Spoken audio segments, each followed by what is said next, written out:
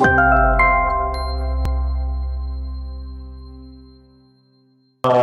actually got a question in regarding my presentation, best value proposition that you are using to present your SEO services. I guess it would be the first sentence in the presentation where show them the money. Every company has a simple math equation. How much does it cost and how much will it bring? And if you can directly show them how much it will cost and that how much it will bring outweighs that by some margin, then they are usually willing to listen to you. And then it's all about showing them your competence. So basically, even when you show them the calculation, they are confident that you at least kind of understand what you're doing.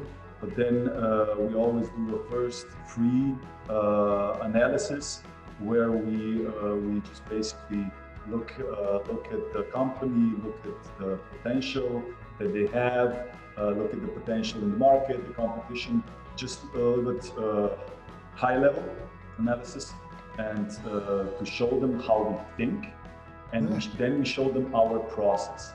So they really know we have a standardized process for dealing with those situations. Everybody seems kind of calmer if it's like more McDonald's than even if it's customized, of course, to the client, but that you do have a process behind it. Yeah, I hope that answers your question. James Brockbank asks, thoughts on John Mueller's comment about some digital PR being bucketed with spammy link building techniques? What do you think that this means for businesses creating campaigns that do not topically align to their business and are essentially just clickbait?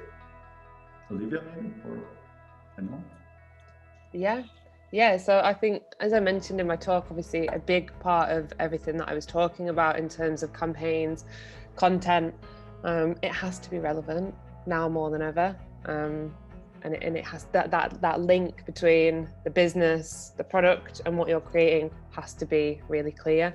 I think the days are kind of gone where you can just create anything for link's sake. It has to be about more than that now. Okay, thanks. Anyone else thoughts on digital PR? Olivia, when you guys are running campaigns over there right now, what's the main, obviously, like, I'm not looking for the obvious answer. So like, obviously outside of the goal of earning links and great links, but like, what do you, when you guys are running bigger digital PR campaigns, what are you optimizing for? Like, what's the main focus, like, over time you guys would be focusing on in terms of like a central KPI that say you focus on hitting or exceeding in like over a 6 or 12 month period? It was a larger campaign with some bigger goals. So we'd be looking, obviously, is to drive links, but you could be looking to drive traffic as well. That's also a big thing for a lot of clients. It could also be sign-ups or new customers, driving traffic, things like that. It all comes down to the client and what their goals are, which, as I mentioned, is really important to find out before starting your ideation and before putting together a strategy, because it all depends on what the client wants to drive and what their goals are. We've all had those clients that are thrilled with one great link, and then other clients that need 300 new root domains for a campaign to be successful. So yeah, I feel you on that one. Yeah, definitely. I think, there's a big thing at the minute, I think, between quality and quantity. I mean, if you get 10 national links that are fantastic DA and relevant, then to me that's equally as strong as getting 50 not great, not relevant links. I'd always say quality over quantity in most cases. But what is relevancy on your perspective? I mean, how do you when is a link relevant and when is it not relevant? So I guess the best and probably easiest way to explain is to say if we had a client in the automotive space, if you're building links from publications who are predominantly talking about cars, motoring, then that is super relevant. If you've got a client in the automotive space, but you're building links from, let's say, beauty or fashion publications, the relevancy isn't there, and you're almost not sitting in front of the right target market. What's your take on like those kind of more journalistic players then? Is it then page level relevancy, or is it not relevant? Like let's take the Guardian. What's that? I mean, they do everything and nothing. Yeah, the big pub links. I'm really curious to hear your opinion on that as well. Yeah, I think so. For the big publications, it'd be nice to land within the certain sector of that publication. So if you can get a link from the motoring section of the Guardian, then that's great. So page level relevancy then. Yeah, plus realistically, again, you still have the topicality of the individual URL content anyway. Yeah, but also when it comes to landing those national links as well, they're so strong in terms of PA that they're still driving things, whether, no matter where you're landing on that publication, that's still a great link to secure because you're getting in front of such a mass audience as well. So outside of... Sorry, Nick. Go ahead. No, go ahead, Andy, you first. I was going to say, I can actually weigh in on that one with a bit of experience I've had. I had my go at like a PR thing, just that I've got a friend who's got a startup business, and I thought I'd have a little go trying to come up with a weird idea. So it's literally ground zero. He had no traffic to his site. I think the whole idea cost us about 500 quid in the end. We came up with this idea that it's going to lead me to a question I actually have for you, Olivia, but to weigh in on Bastian's question. Ground zero, we had barely any organic traffic, and we made up this fake idea for a table that locked your phone away during lockdown so that you could spend better time with your family.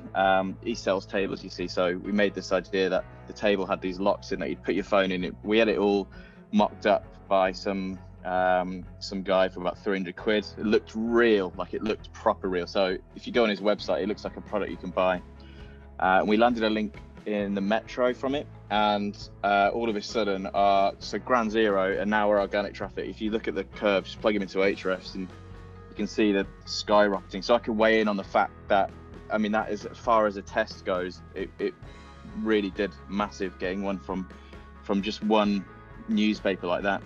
But that does lead me to my second question, Olivia. It was one link and it was one good link, but all of my other pleas and cries just fell on deaf ears. So my question would be, do you find, it's something not often talked about, I guess, but is having a relationship with these editors a big part of how you continue to get links? Because I find, I'd sent this, I've tried it like maybe 2 or 3 more times. And I mean, we all like to write our own reports, right? But I thought they were quite good ideas, but the other 2 just fell flat, like nothing. So I'm wondering whether it's because I don't do this space. I did it out of help, and I thought I quite like having these ideas. But I'm wondering whether it's because I didn't know anyone, and I was literally just trying to scrape them like from Twitter, and they'd never heard of me before. So I'm wondering if having that relationship is a big part of it as well. No, so I think this is a really common misconception within PR, and I think it all stems from the traditional kind of PR kind of things that we think. You think that everyone's got this kind of black book of contacts. We don't. Obviously, the longer you work in the industry, you do build a couple of contacts. People who are working in more traditional probably have a lot more. But in terms of digital, you really, really don't need contacts to land links at scale. We have interns starting who have never emailed a journalist in their life, and in 2 weeks, they've hit top tier nationals. They're bringing in links left, right and center, and that's with not having any relationships there. I think it's there's no time anymore, unfortunately. I don't think for a lot of journalists to make those relationships. I think that the key is to have a strong idea and a really good pitch and subject line. That's the key. So encouragingly, I can still get links off people. Discouragingly, 2 of my ideas were crap then I thought, or how I pitched them were not very good. Yeah, well, it could be a number of things. It could be the idea, it could be the story, it could be the pitch, but it could be a media list as well. Okay, fine, that makes sense. That's interesting.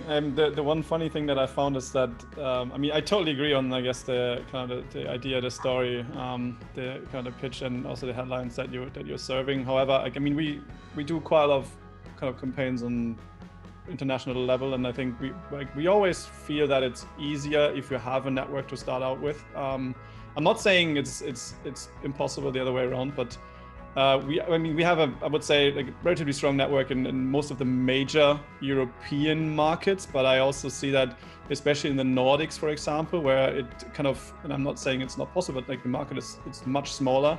It's a way lesser industry. It's kind of further distance, if you so will, in comparison to, let's say, one of the strong markets we do a lot of work in is the Netherlands and also in France.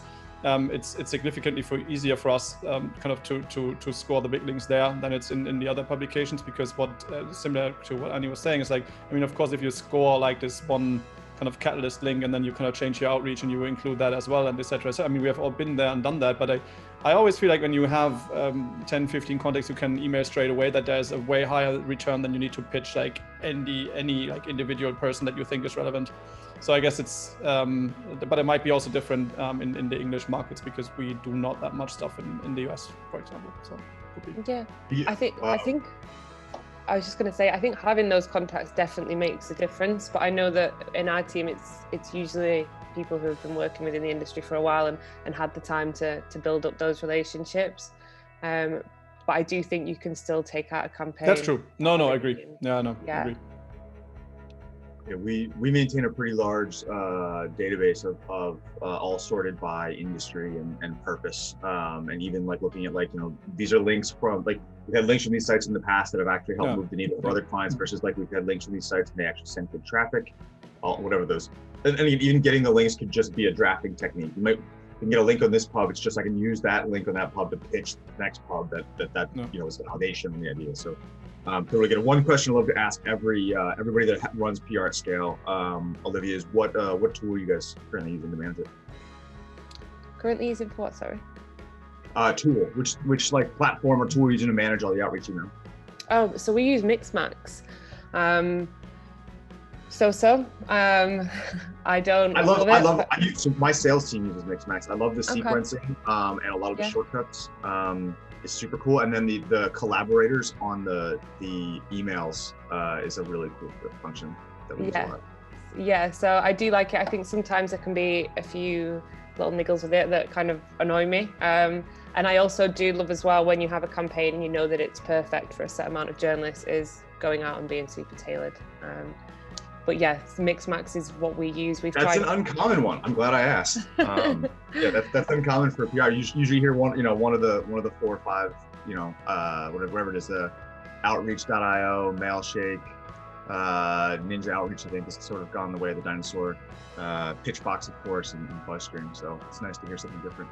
Yeah, we don't hear many people that use Mixmax, but yeah, no, it's good. It's good to track your opens and see how well those campaigns are doing, those pitches more than anything.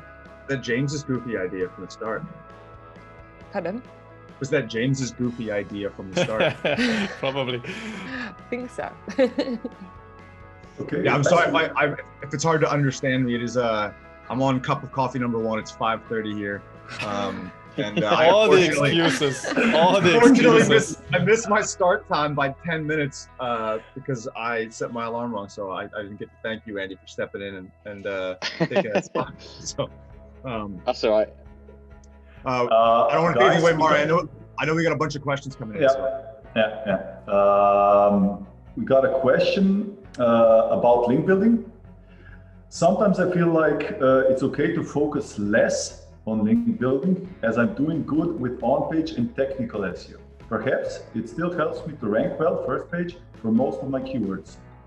Keyword difficulty medium Ahrefs. What's your thought, team? What are your thoughts? Let me read that again. I'm happy to start. Go on. He was saying, I feel like I should be focusing less on link building because I've got my on-page and technical SEO dialed in. But perhaps he says it still helps me rank well first page for most of my keywords. Yeah, I mean, that's why like one of my favorite things that Ahrefs introduced on like the keyword tool within the difficulty is like an average number of links that they expect that URL will need.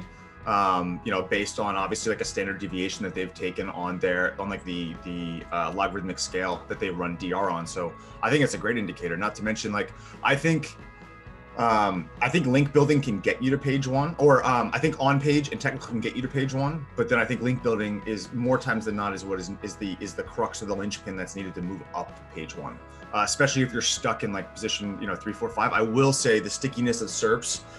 This is something we've talked about a bunch in the past, and Bastian, I know me and you have literally riffed on this over drinks on several occasions, but like the difference in volatility between SERPs, like how massive the volatility is in some SERPs versus like the very big stickiness factor, and sometimes having to like brute force over some of those factors, whether that's manipulating clicks, God, whoever does that, or doing some things where you potentially have to create an additional wave of signals to sort of unseat like a relatively settled SERP. So my short answer is I think links are absolutely necessary, not to get to the first page all the time, but to move up it in many instances, especially if there's enough competition that it's in the keyword difficulty medium, which I think starts at 30. So. Yeah, I mean, probably to add on this, I totally agree. I guess the one thing is that, or two things maybe, is that it of course significantly depends on what your kind of profile really looks like and what the inventory looks like, right? So like if no one else is building anything, then well, you probably don't need that many, or maybe even none. But I think that's rarely the case. So I guess the question is what is your competition doing, and then secondarily, I think similar to what I've been saying earlier, how does the domain profile look like? So like how trusted is it already? How old is it already? What does it really need to move the needle? It's not necessarily always links, but certainly sometimes it is something that you need to push through one of those thresholds if you're stuck. So I don't think for most domains not doing links is a really good option, but I think the scale is heavily depending on the environment, so to say. I think it also depends on what the type of content is. It's a weird thing to say, but something I've noticed in a biometrically opposed trend is if you're an e-commerce site and the only place you're trying to build links to is your like a category or a product page. Say you sell like trainers and all your links are trainers, it just looks bad and it pushes you down. Like if you sell trainers and you're not ranking there and you've done everything, your tech SEO, you're on page, and the only thing left to do is build links. I'd say build links to content and then push that content to your product or category pages. Don't just build solid links to your product page. I've noticed inverse correlation between the traffic going down and people who have too many links pointing. I mean, generally speaking, these people also have bad links as well. So maybe it's not the best sort of North Star, but I feel like if a site's got a strong enough like homepage link profile and enough branded anchors and branded links, and by enough, I realize that's a very subjective term. But I would almost say you don't even need, in many instances outside of the most competitive e-com industries, you don't need to really build links to PDPs. I think you've got enough homepage links and enough links to relevant content, and your internal link structure is done right, and you're managing your crawl budget. I think you can flow enough equity into those pages. Where I'm not saying it's an always thing, but PDPs are usually the last thing we build links to. Yeah, that's. I think that was the point I was trying to make. I just hate it when I see PDP pages with just a heap of links, because you know exactly what's happened there, unless it is a weird and bizarre product. If it's something like, I saw a client that sells just fire exit doors or water pipe, like water humidifiers, really unsexy products. So you know that all the links pointing at that product page, they're just not good ones. You don't even need to look into them. You're talking to the guy that ranked number 1 for traffic cones for 5 years. I was going to say, we had this discussion in the past, so I can recall. Yep. But isn't the issue more so that what you're describing, Andy, is the fact that those pages are just not deserving of any links? I mean, again, it comes down to the fact, how does your category page look like, right? I mean, you can ensure by now at least have understood that there needs to be a certain reason that a page is actually getting links, right? So going back to that, I mean, sadly I missed half of Olivia's talks because I had another talk at the same time. So but what I was trying to say, and I'm sure you probably covered it, I think it also significantly depends, at least that's our take, on where you publish your content, right? So maybe it is an additional thing of content that can even go and reside on the category page because that's a buyer's guide or God knows what, and then that category page is certainly fine to receive those links. This is at least what what we do all the time, trying to come up with not only standalone massive data-driven pieces that kind of are deserving of their own landing page, because of course they get the links, and then it's what Nick is saying, either you link from the homepage or you get the links into those and link from there into the categories, whatever that is you do internally. But I think is more conceptually, I would approach it in a way and say, well, maybe there's certain assets out of that one, or even as standalone, that then can go on those pages that somewhat also are deserving of some direct equity. I think this is more the way to do it, no? You hit on a strategy that we still use from time to time, which is like what we call like the teleporter strategy, which is building like a big buyer's guide asset that is worthy of, that makes sense to earn links, and then potentially moving all of that content into the category page, in a way that fits the UX, redirecting that URL, and then just going and re-standing up, buyer's guide chapters that you linked. So like using that using standalone like authoritative content to build it's the old honeypot, right? It's like when you've got a site you can't build links to. Let's say it's in dating, so you build a site, an information site about relationships, you get links to that thing, and then you fold it all in. Used to work like a charm, but now you just have to make sure you move the content over. In the right direction. Otherwise you get the annoying just get ignored. Soft force. You won't even. Google just you won't even know. They'll just Yeah, I guess it goes back to what we discussed, Bastian, beforehand, the three pillars of SEO, and just looking at your situation and what is the weakest link. So I think if you have a strong backlink profile, but your technical SEO sucks and you have thin pages, then building links is probably not your first priority. You should just focus on doing those two well, just making the technical part of the website clean and improving your content first, and then just you will probably see how that moves you in the ranks. Okay, we have another question from Roman. Hey guys, amazing presentations, thank you for everything. Quick, what's your predictions regarding page experience algorithm update? Bastian wants to say something. I'm not sure you want to hear what I have to say though. I'm not entirely sure. But yeah, how to phrase it nicely. So as we have all been aware, there was a significant impact when they announced page speed as ranking factor. There was a significant impact on when they switched everything to HTTPS. I'm kidding, right? So there was literally, yeah, it was there. It happened. There was no measurable impact.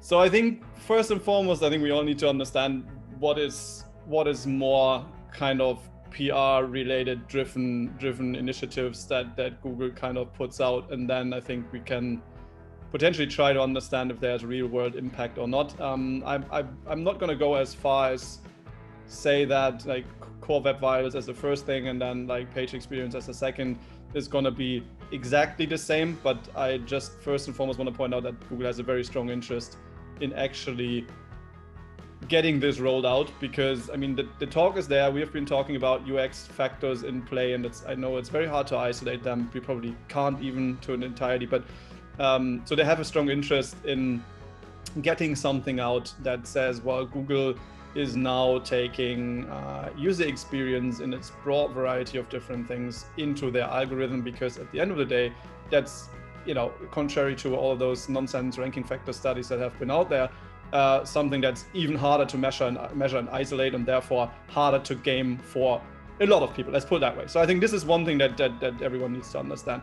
But overall, I would say, some of the things are already there, right? We talked about the update. I think initially was called top heavy, right, where they kind of started demoting, some of those heavy banners on top, and then kind of those sites started losing out rankings.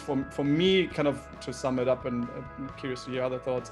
For me, it feels a bit like repackaging a lot of things that are already somewhat there, and some of the core algorithm updates that they have been rolling out in the previous month, some of the like isolated updates that we've seen over the last years. It doesn't really sound significantly new to me. I would also doubt that this is gonna massively change the search results, at least in the beginning. I just don't see it, because to get the training data, to get the data sets, this is quite a significant amount of a learning that needs to happen there before you can say, well, we now fully figured out UX at scale per industry, per vertical, per site, and we can promote or demote. So I'm not saying I'm not buying it, and I think we will see some impact, but I'm not really overly worried about it, to be very honest. I have some anecdotal insights to share, which is just we've seen some sort of interesting correlations.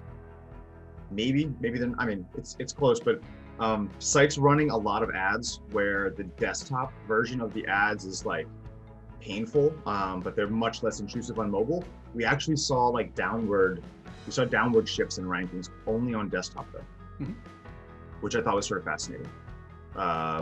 Especially like as we move toward mobile only. So that was something that I don't know how that's going to unfold as the population data hopefully gets big enough that they're able to actually do something intelligent with this information. I don't buy is that this entire mobile only. I mean, that's I can understand where it comes from. I can understand that they want to primarily dig into the mobile data. That's then the page that's being ranked, but I'm not buying they're not taking the desktop data points in the future for its entirety. It's just not. Why would you? That would be so strange to not look at 20-ish plus years of web data on desktop. I don't see it. I don't see it happening yet. But yeah, I'm curious what's going to happen there, to be honest. Okay. Another question from the audience. If my product just started out, where should I start my SEO? Build branded search. So hire a PR firm. Yeah, a tight digital PR strategy for sure. Pitch for Olivia. I would just brand search, man. Like that's the note. Like for any startup, any funded startup that comes to us, like we're brand new, we don't know where to start. We've got a budget. It's like, all right, well, like we need to get people searching for your name. It's the fastest way to build trust out of the gate, right? So, yeah, that's at least always like my personal focus. I'm not gonna lump my whole team into my opinion. I think I'm gonna use that dread it depends thing, but it really does depend on the product. So I've been lucky enough to have my own startups and work with startups as much as I've worked with really established products that already exist. And like the strategy for trying to, I guess, rank an SAS tool that doesn't exist and no one really knows what to search for is completely different to ranking a product that people already know exists and are searching for. So I had one of my failed businesses, but it was quite an interesting, it only failed because I stopped doing it really, but it was to help exporters exporting goods out of the country, and it basically barcoding cost too much, so we created this app and it was going to help with all that. And when I sat down, I thought, because this is the first time I had to try and think, how can I get people to search for a product that they don't even know exists? So a PR would be one way, get it on everyone's radar. We went another way and started doing, it comes back to this content, these guides, really in-depth guides about how do you export, what documents you need to export, all these helpful articles, and we started driving traffic in through those articles and then pushing them through to our product through awareness and remarketing and YouTube videos. A completely different strategy for someone. I'll come back to the guy who sold doors, quite a common product everyone searches for.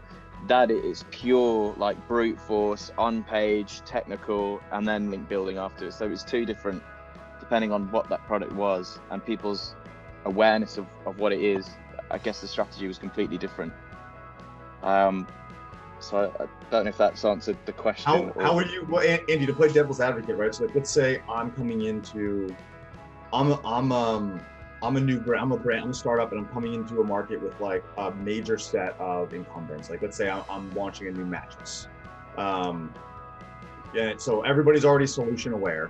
Everybody knows it's out there.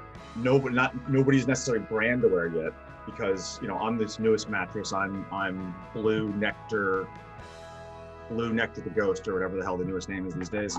And, you know, I need to get my name out there and why we're so much better and greater. Like how would you approach something like that? Like if you had just, somebody wrote you $1 million check, Andy, and was like, all right, I want you to start a mattress brand, go. If I had the money, as you just said, straight up PR, as you said the first time. If I didn't, I'd have to think more laterally, okay, how can I get people to this site who wouldn't know? The other angle where it's like launching, like building an affiliate program, which in and of itself is essentially just an outreach campaign.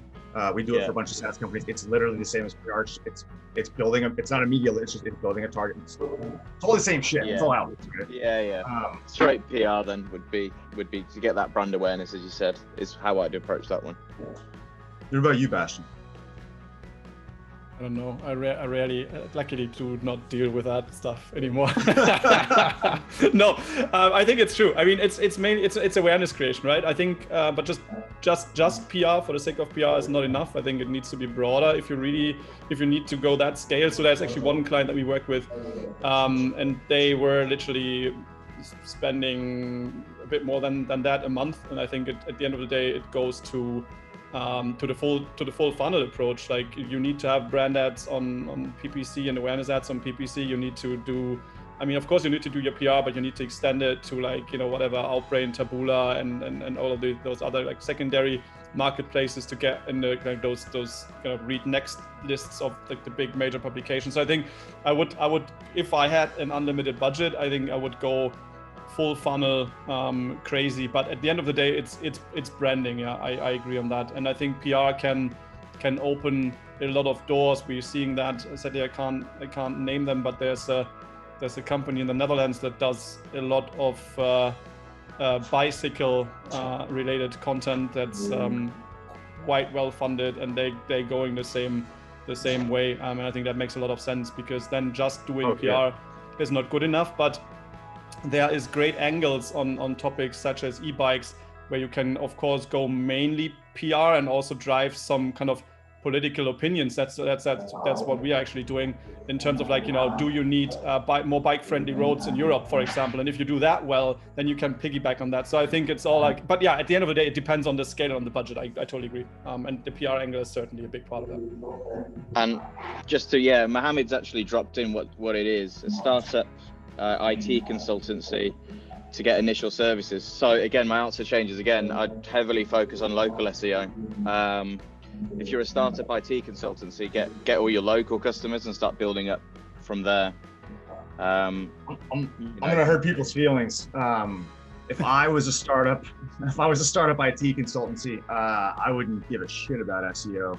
I would focus on getting I would go focus on my service offerings. I would make sure I had a super low cost offer that provided 10x the value and immediately implied a strategic roadmap to upsell them into. And I'd start hammering emails and phones and relationships and LinkedIn. I wouldn't fucking touch like websites. I mean, you might need a one-page site or something like that. It takes too long. Yeah, I agree. And I think the other, like, one thing that I've seen not done but seen people doing in that space, I think there's some, like, if you take it from, I'm sure you guys are familiar with 99 Designs, right? So like the kind of logo creation madness that's going on there. But I know that there's a lot of like smaller companies that actually started out from there to kind of fill the pipeline, and then got into like longer lasting relationships when they actually produce, as you said, Nick, like they produce outstanding stuff, in this case visual, and then kind of used to market themselves through that in the beginning, and then piggyback on that. So I think this is the way. I would also not worry about SEO, because it just takes way too long in the beginning. I realized we got our wires crossed. That was my bad. We got too many questions coming in all directions. Yeah, that was Safe over here who was talking about the IT consultant, and not Mohammed, who was the one who actually dropped in the question, who clarified that it's actually a business planning tool. So it's SaaS, yeah. Mm-hmm. Yeah. That's different. SEO is absolutely paid search. Paid search. Top of funnel, remarketing, bottom of funnel on paid social. I'd stay the hell off of LinkedIn if it's SaaS. I would focus really on probably on Insta initially to build the audience, but then SEO all day.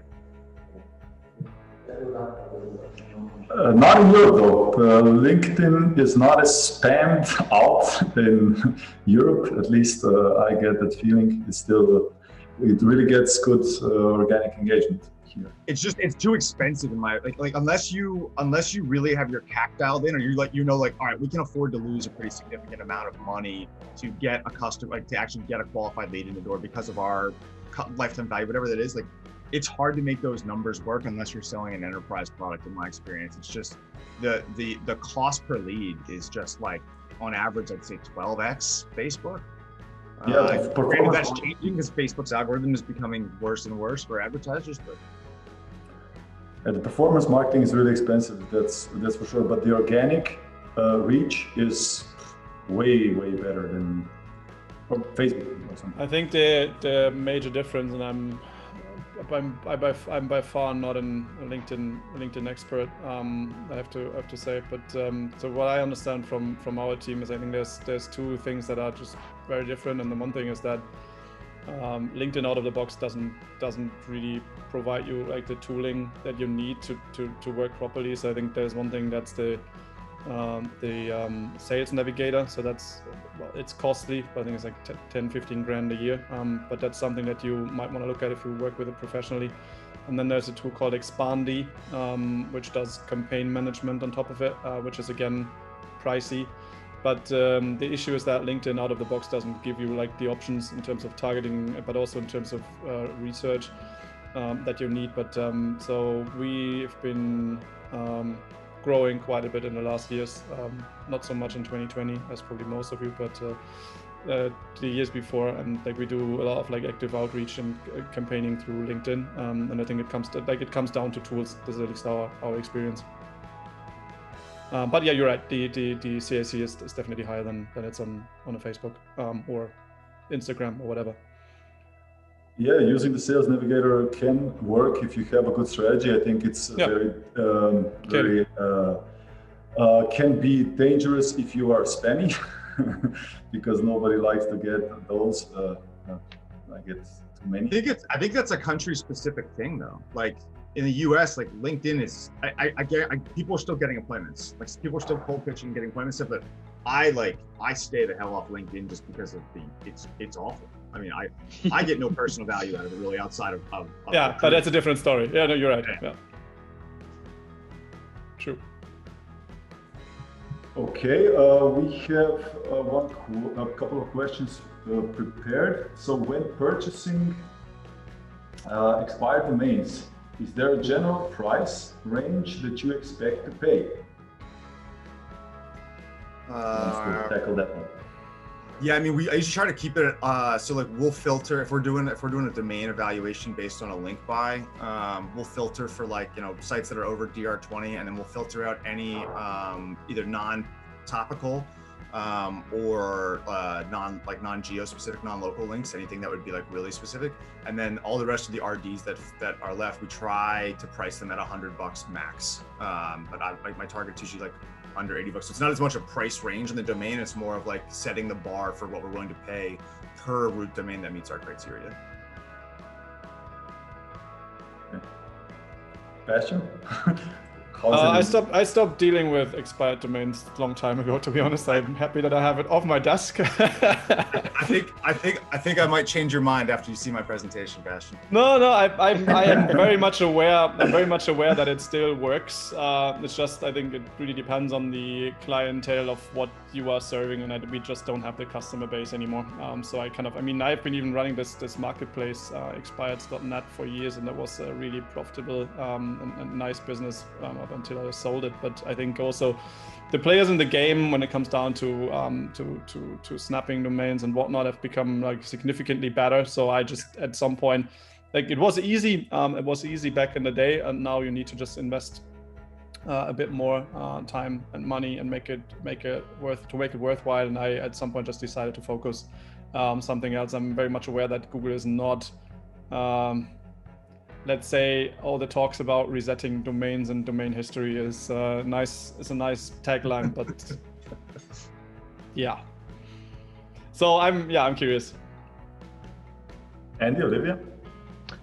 I actually don't have much experience with this. I recently, in the traffic think tank, been watching Matt Barbie's stuff on it though, and it's something I'm going to be toying with. So I'm looking forward to that presentation later, Nick, because it is something I want to do more of. I don't have much experience in it at all.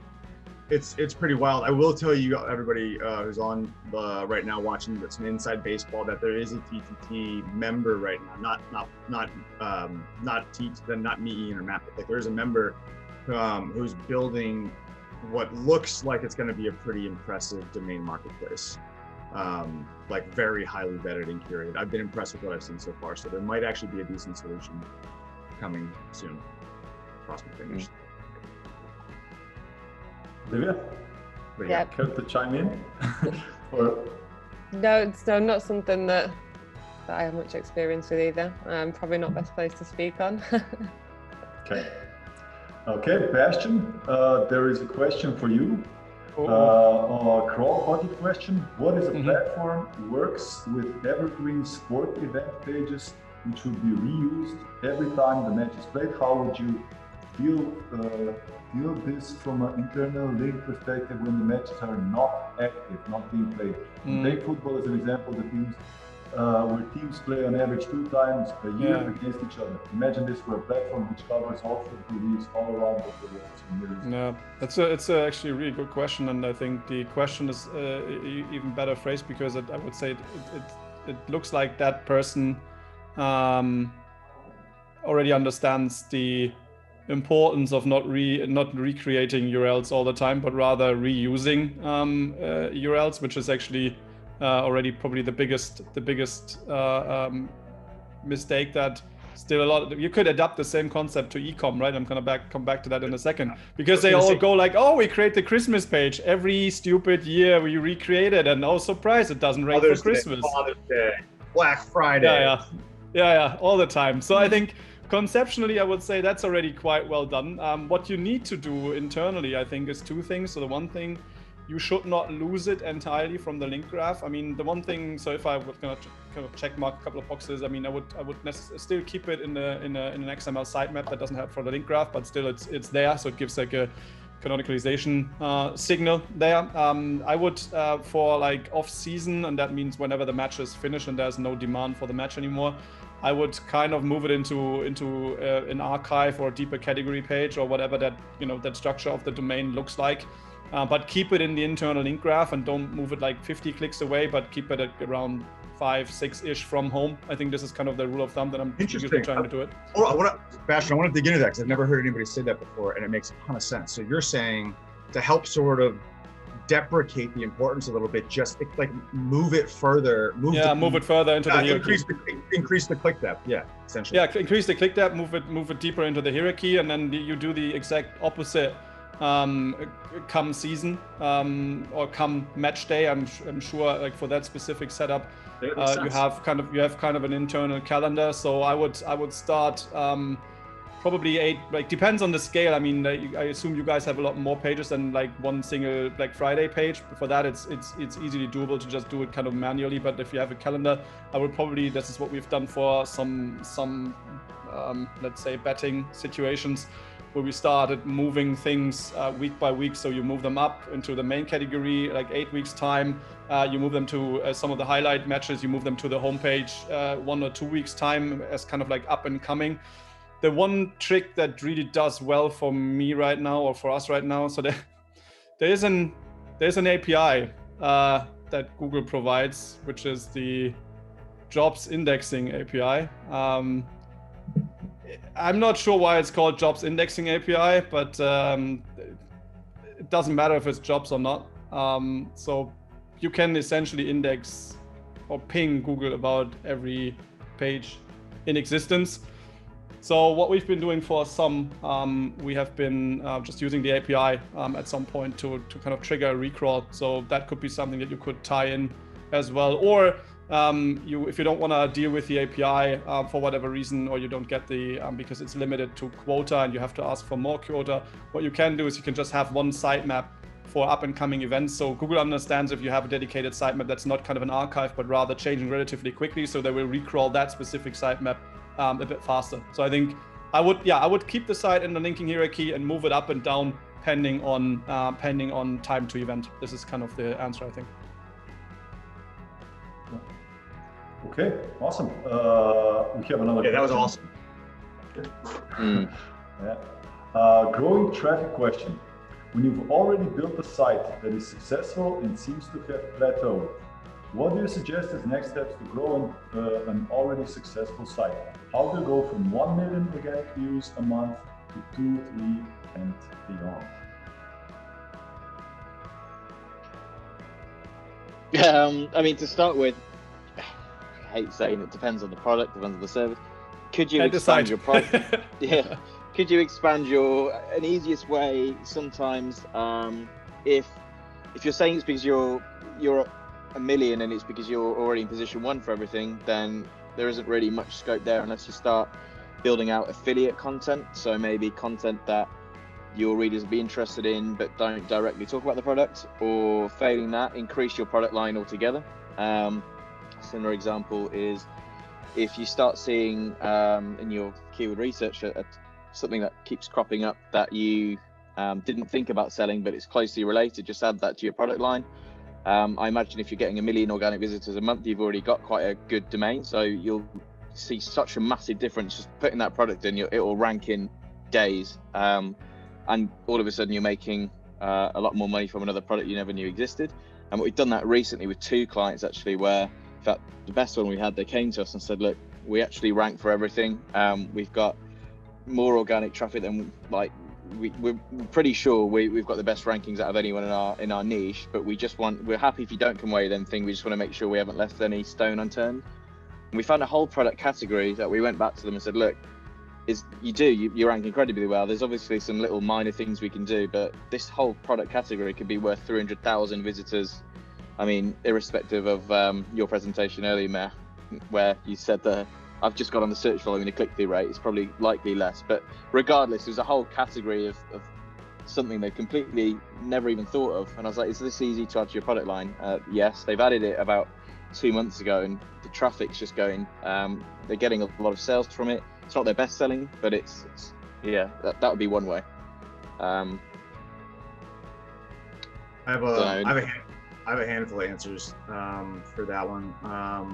My favorite, and just to go back to the old school playbook, is just through acquisition, right? If there's additional competitors, additional sites that have additional spots and rankings that you don't have, not even buy and fold in, buy and operate, leave it there.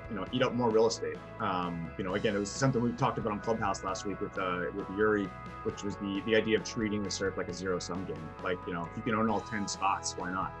You're not going to do it with a single domain, but if your name, brand, product, whatever is in all those results, that's a good place to be.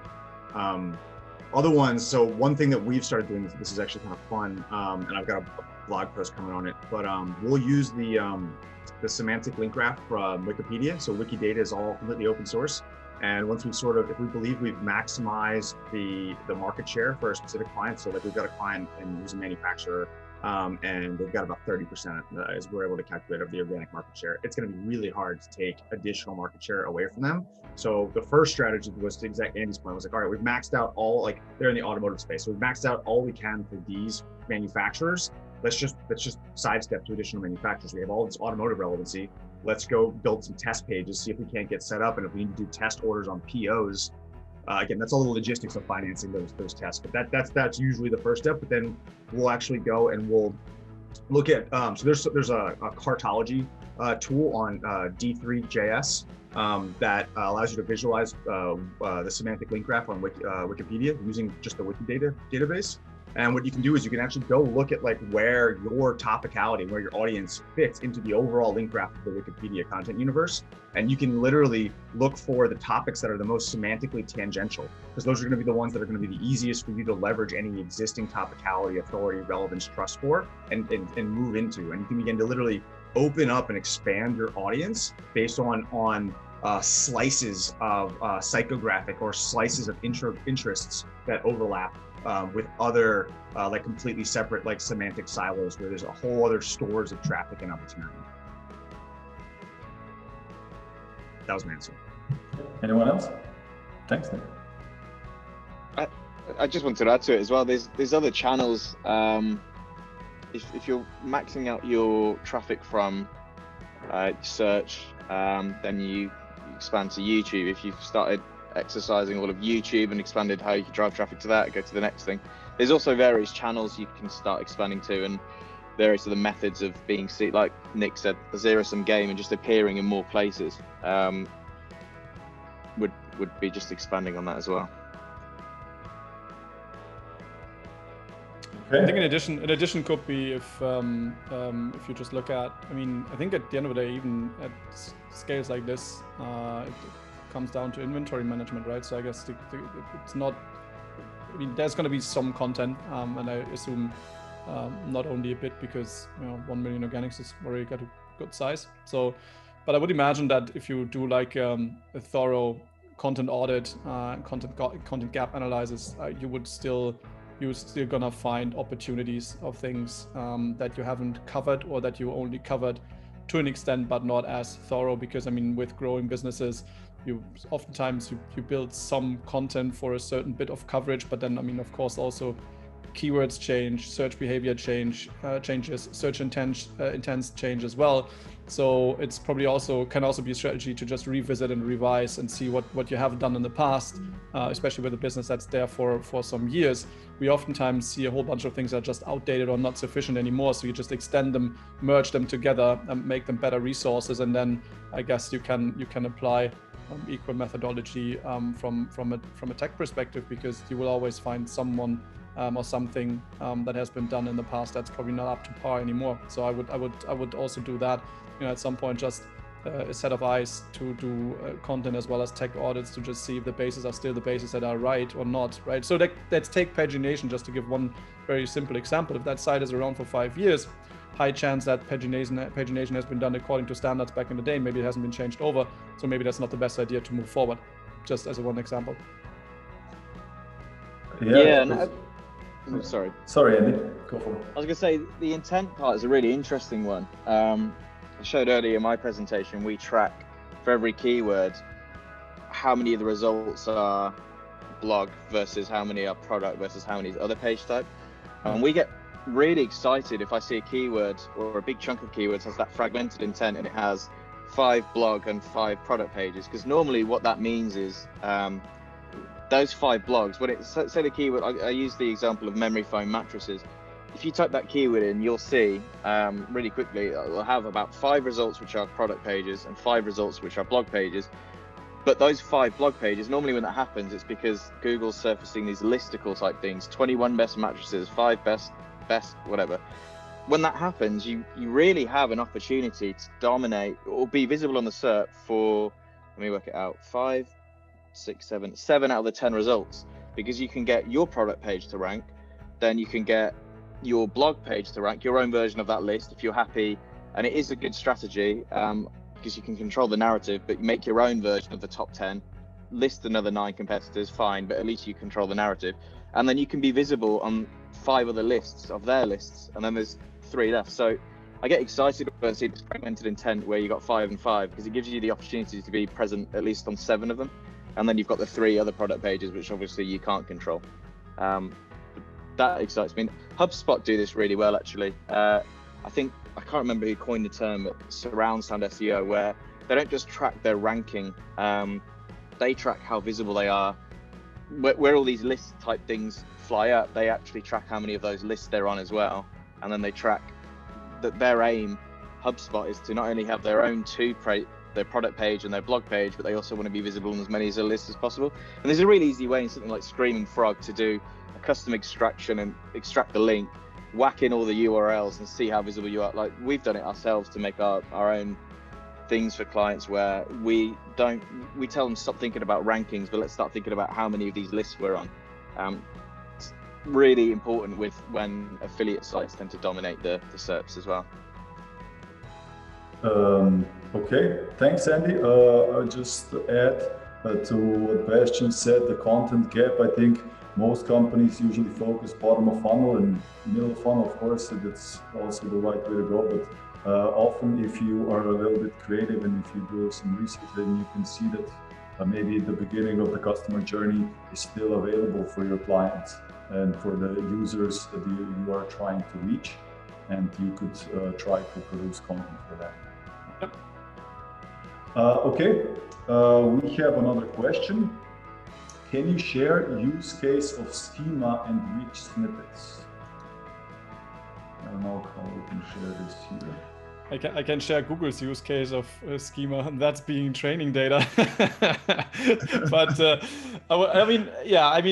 obviously with structured markup, what they of course, doing is because you structure it in a way for them that it can't be, well, I mean, it can still be broken and it can still be sometimes kind of misused in terms of what you're marking up. But essentially what you're doing is you're helping them to structure information that they can still, I mean, that they could also pass without, but it's just harder, right? So like a zip code is not a zip code, is not a zip code. But if you tell them it's a zip code, there's a high chance if you do that in structured markup, which is very simply speaking, that is something that is actually a zip code. So like you train the machine learning algorithms to understand certain things better. And I think secondarily, and that's the harder part for them, is to understand relations within one single page, but also relations within subpages and or even different domains. So kind of cross domain, if you so will.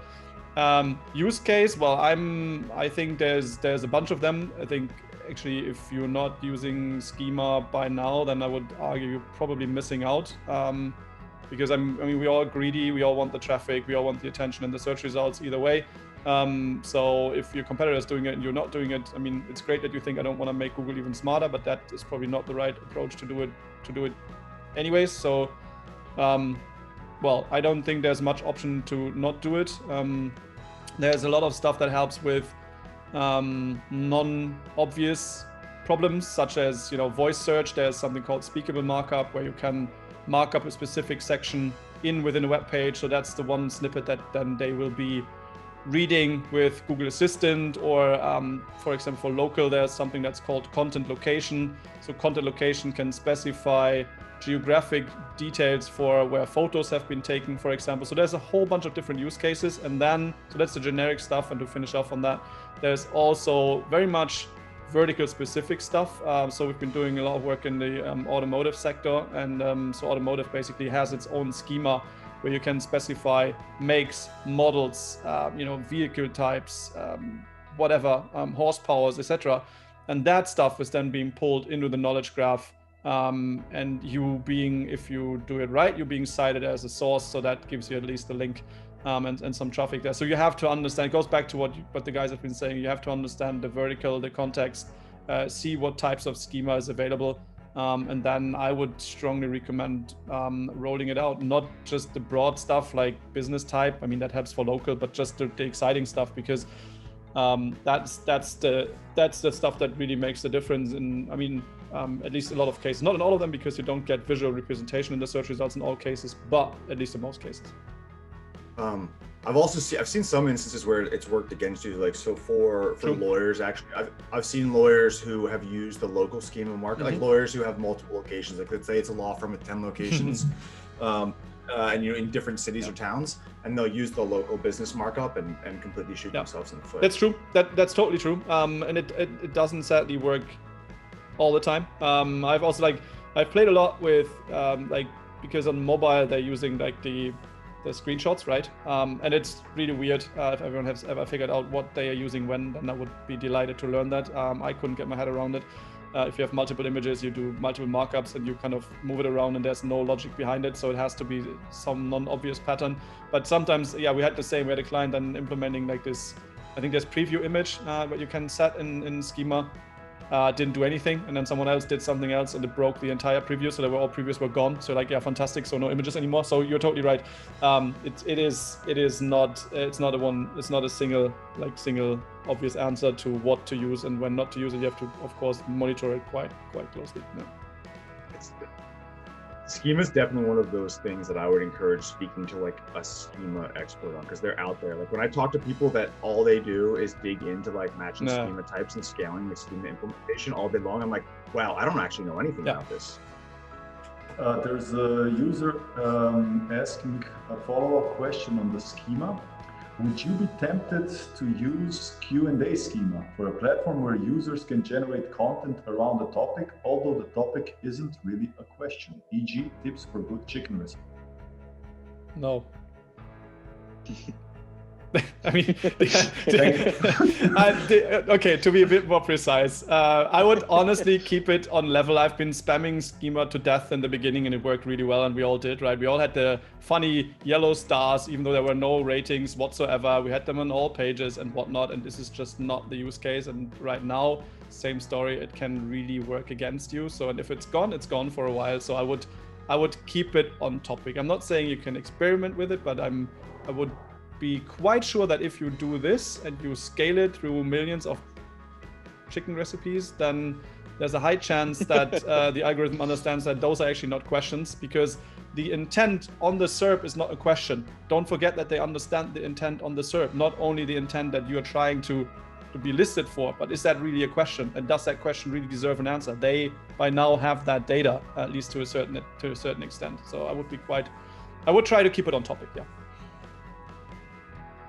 I think you could use FAQ schema, but I don't think you could use it the way that you're thinking about it. Of course, yeah, of course, yeah. of course. I think you could have a page on the chicken recipe, and there could be FAQs like, is this gluten-free? Is it high in cholesterol? No issues whatsoever, because those are real questions, and that's the actual use case. And we're doing that heavily, especially on those long resource pages. It totally makes sense to do that, and again, give structure to a section that is questions, give structure to a section that's actually content area. Totally agree.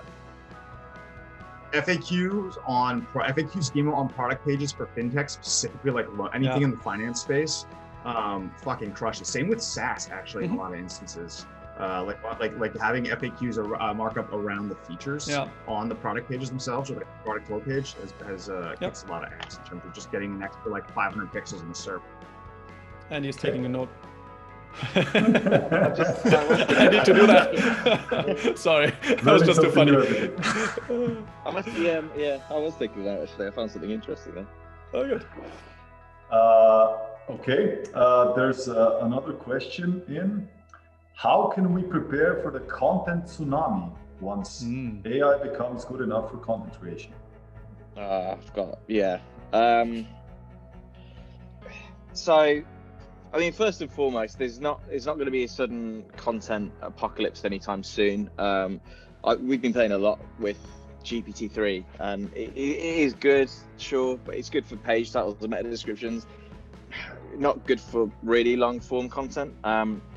So that's not anytime soon. The second two answers are, you got to remember the content that's being produced is being produced off of it's learned off of data that's already there, so it's not original.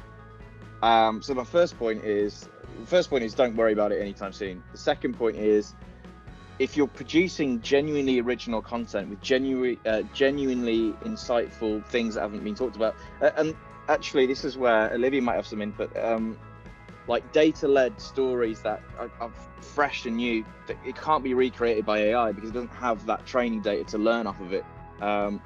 So I guess it comes back to the point that's just keep writing and finding really original topics. And then the third thing is, you're still going to have, when this content is being produced, you still have to find it doesn't just run itself. Someone needs to tell it what content to produce.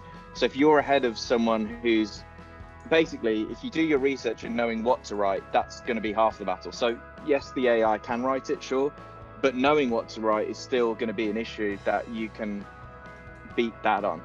So there's my three answers. Don't worry about it anytime soon. It's done off pre-trained data anyway, so as long as you do something original, you're fine. And third one is, I've forgotten my point. There is a third one. But yeah, they're my answers. Yeah. Just to jump, I've got a quick hit, which is just the best application I've actually seen, and it is using GPT-3, is for generating briefs. So something that's able to like ingest, I don't know, 10,000 words or 5,000 words and spit out, 50 to 75 word or 75 to 100 word, like just like summation. That piece of technology, that functionality has been what's impressed me the most so far. Mm-hmm. Yeah, and I've seen, and yeah, and again, you still need the person to plug in what you want to. That was my third point. You need to. The hardest bit is finding out what to write about, that discovery part. So there's still all that work to be done there.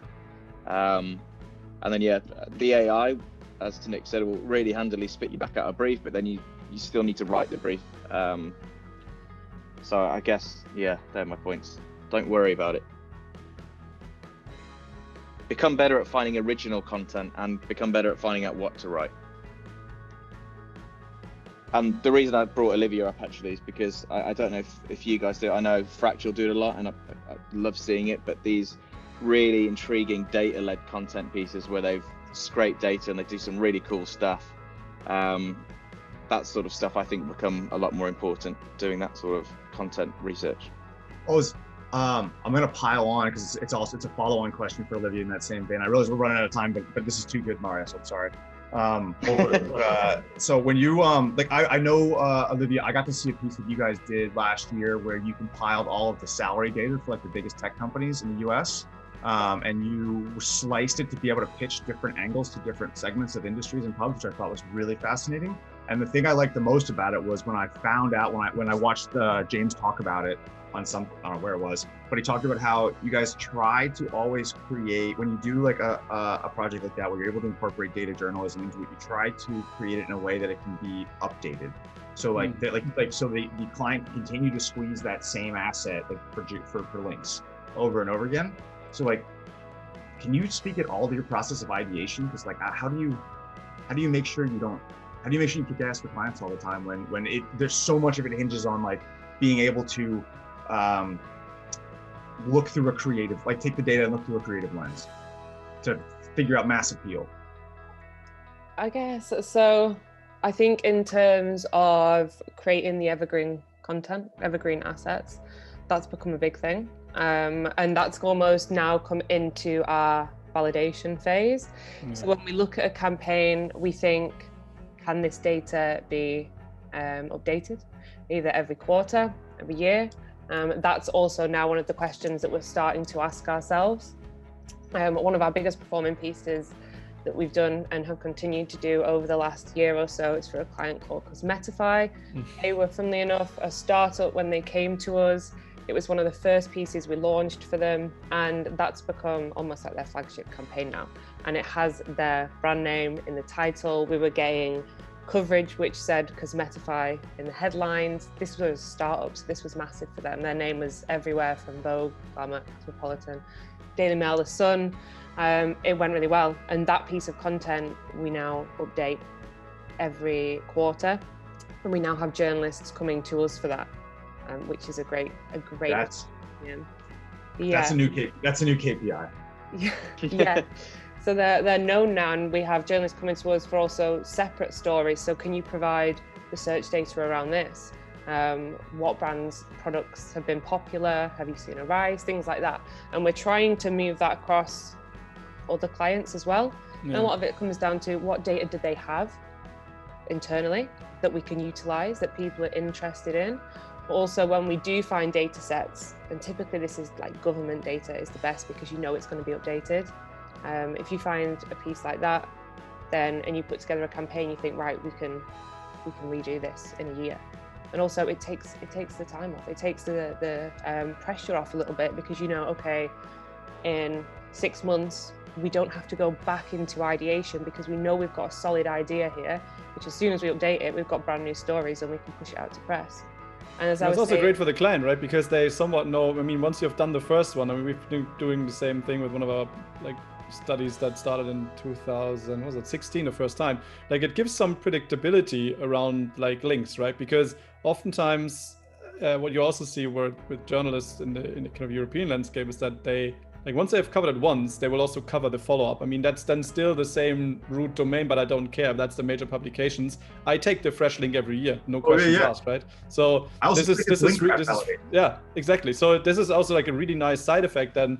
Similar to what you're saying, like you give it, not only you take pressure off yourself, but you also take kind of this, you have already like a proven concept. So yeah, it's funny that you say that. We also like added this refresh worthiness kind of into the process at some point, saying, well, yeah, that then ticks all the boxes. Plus, I think the other thing, I'm sure that's what you guys are doing as well. I think the other dimension is like the kind of internationalization factor, right? Because the US salaries is maybe something that's, I'm not sure, might be only US relevant. We have the same thing with like some studies that we've been doing, but like ideally, so one thing that we did was a festival map, I recall.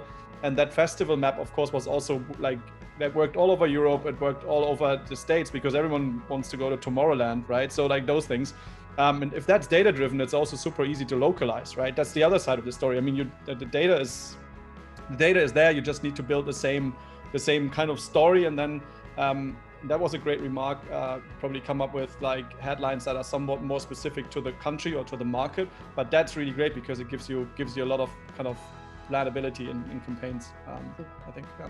I think another great thing as well to touch on, and it all comes back to this idea that it's more than links, is when you're relaunching a campaign every quarter, every 6 months, every year, and then you're becoming the go-to for journalists and consumers, you're building that trust, brand awareness, and authority.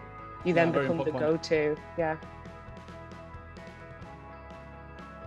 Okay, guys, we got one quick question. Do we have time? Your opinion for content creation in your Money or Life affiliate section, security software, schema, expert writer, quality content. Thanks. Everything and more, I think, is the answer to that. I don't know. I mean, maybe that's probably more Nick's area. I mean, affiliate at least. Like, I don't know. Read the question again. What was the question? Your opinion for content creation in your Money or Life affiliate section, security software, schema, expert writer, quality content, question mark.